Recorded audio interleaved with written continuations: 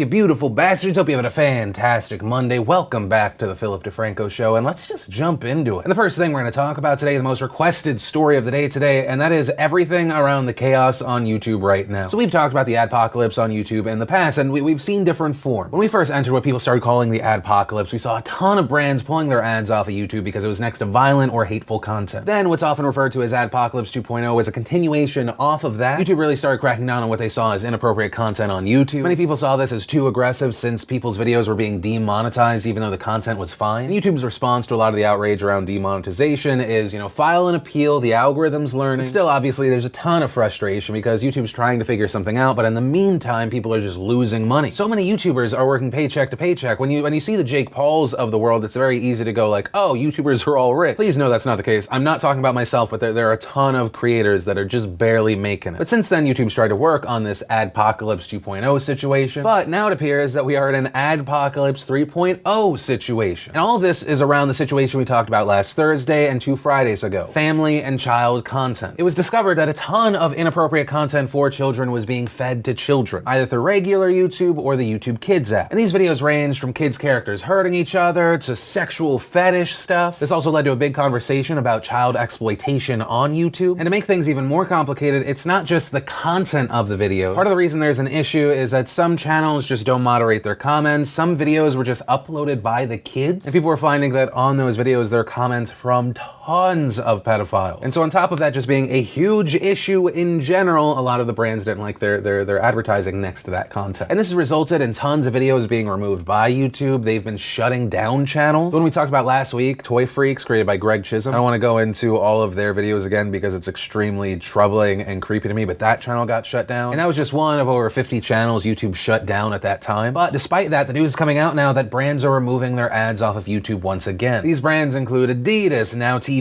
HP, Cadbury, Diageo PLC, which includes Smirnoff, Johnny Walker, Bailey's, and Guinness. Reportedly, Mars Inc. pulled their ads from Google completely. A representative from Mars Inc. saying, "We are shocked and appalled to see that our adverts have appeared alongside such exploitive and inappropriate content. We have taken the decision to immediately suspend all our online advertising on YouTube and Google globally. Until we have confidence that appropriate safeguards are in place, we will not advertise on YouTube and Google." The other spokespeople also issued similar statements. And in response to all of this, YouTube issued a statement saying content that endangers children is abhorrent and unacceptable to us. We have clear policies against videos and comments on YouTube which sexualize or exploit children, and we enforce them aggressively whenever alerted to such content. We have recently toughened our approach to videos and comments featuring children, which may not be illegal, but give cause for concern. In just the past week, we've disabled comments on thousands of videos that we've identified as of potential interest to predators and shut down hundreds of accounts identified as making predatory comments. We are committed to getting this right and recognize we need to do more, both through machine learning and by increasing human and technical resources. And just like we've seen in the past, in addition to the channels which we'll call bad actors, the ones behind these incredibly inappropriate videos, these videos that are 100% geared to taking advantage of the algorithm and the trends, also the ones that seemingly get a kick out of posting incredibly inappropriate content that would be fed through YouTube Kids. In the midst of all of that, there are a bunch of family-friendly channels that are freaking the hell out right now because a bunch of them are getting hit now too. Some channels having a few videos demonetized, some channels have been completely demonetized, and so now they are going through what essentially the rest of us on YouTube had to go through the past year. And here's what I do want to say to the family-friendly content creators out there. I understand that any criticism that's about to come out of my mouth to your ears may seem like I'm saying you are a bad parent. That is not my intent, but some of you aren't as family-friendly and clean as you think you are. And for the sake of time, I'm just going to use one family and kid channel as an example. And that channel is called Baby Teeth 4. Now this channel has a bunch of family-friendly content. Little kids doing candy hauls, little funny reviews, but you automatically know you might be jumping into exploitation territory when the first thing that pops up when you type in Baby Teeth 4 into YouTube is Baby Teeth 4 Addy crime. Baby Teeth 4 bad babies, which is that incredibly troubling trend we talked about last Thursday. One, the bad babies thing is incredibly creepy. And two, the most searched thing around your channel is people looking for videos where your child seems to be not doing great.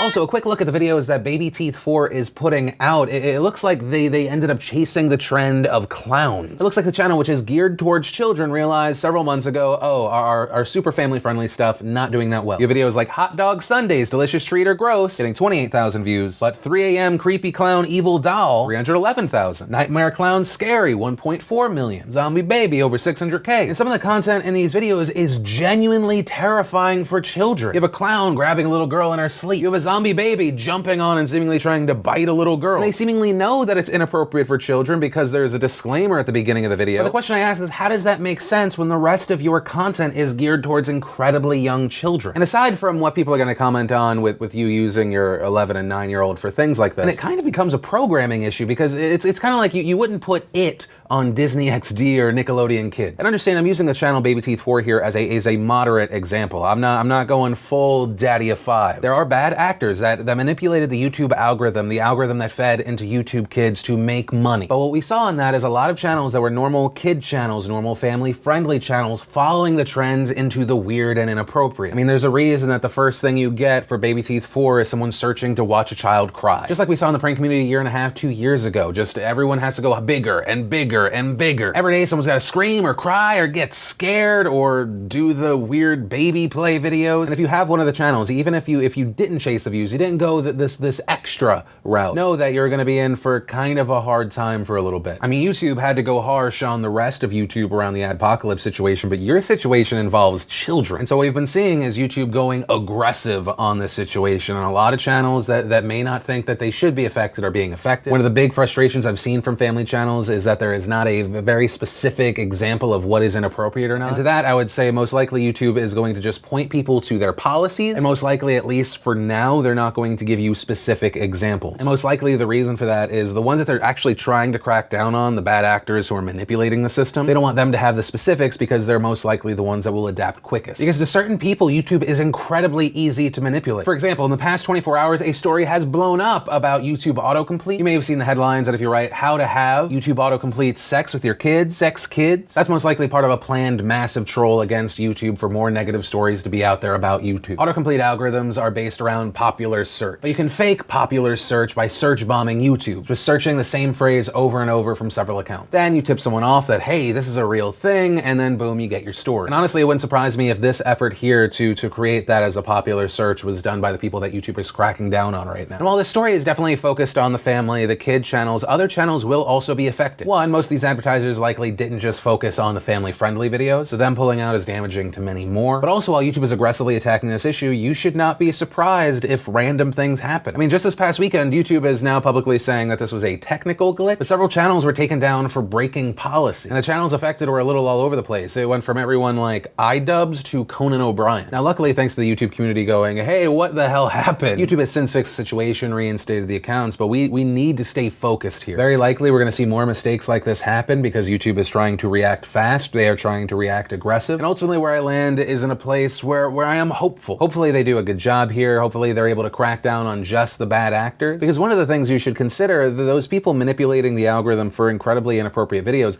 they were making a crap ton of money. And so if those channels are removed and the new YouTube ecosystem makes it so those channels are much harder to launch and much harder to thrive, then if and when those advertisers come back, those actually following YouTube's guidelines, they end up making more money. In theory, but do understand that this could be a problem for a while. But that said, I'll pass the question off to you. What are your thoughts around this whole situation? You're happy they're doing this? No, it's too little too late? But yeah, I'd love to know your thoughts here. But from that, I want to share some stuff I love today, and today in Awesome, brought to you by dbrand.com/PhillyD. And by now, you guys know dbrand, they're huge supporters of the channel, makers of high custom quality skins for MacBooks, smartphones, tablets, gaming consoles, more. And to celebrate Cyber Monday, they are having a 30% off site-wide sale. Plus, they just launched a brand new material called Red Dragon that you should definitely go check out. So be sure to go to dbrand.com/PhillyD or just click the link in the description down below and go customize that device for your 30% off discount. The first bit of awesome is we are getting new trailers for Black Mirror. We got one for Archangel, one for Crocodile, those being the episode names. Now, they still haven't announced season 4's official release date, but oh my god, I'm so excited. Side note, if you have not watched Black Mirror yet, I highly recommend it. Season 1 and 2, they have good episodes. Season 3 was a complete winner. All the episodes ranged from good to oh my god good. And if you haven't watched it yet, don't worry, you can jump straight to season 3 because it's an anthology series. Then we got a clip from Pitch Perfect 3, and I'm sorry, I love this movie. It is, well, it's not my dirty little secret because I'm sharing it with you, but it is a shameful like. It's like when I was much younger, I was very ashamed that I loved the Spice Girls. It's kind of the same thing here, but whatever, I likes what I likes. Then in Crypto Awesome, over the weekend, Bitcoin passed $9,000 per coin. Unless the whales do something big, it seems on its way to 10,000 pretty damn fast. And this recent increase kind of breaks my heart. This past week, I auto-sold when Bitcoin went back down to 8,000. I forgot to set a buyback at 8,100. So the past 24 hours has been very painful to watch. But to you true believers or the people that just happen to ride the wave when they did,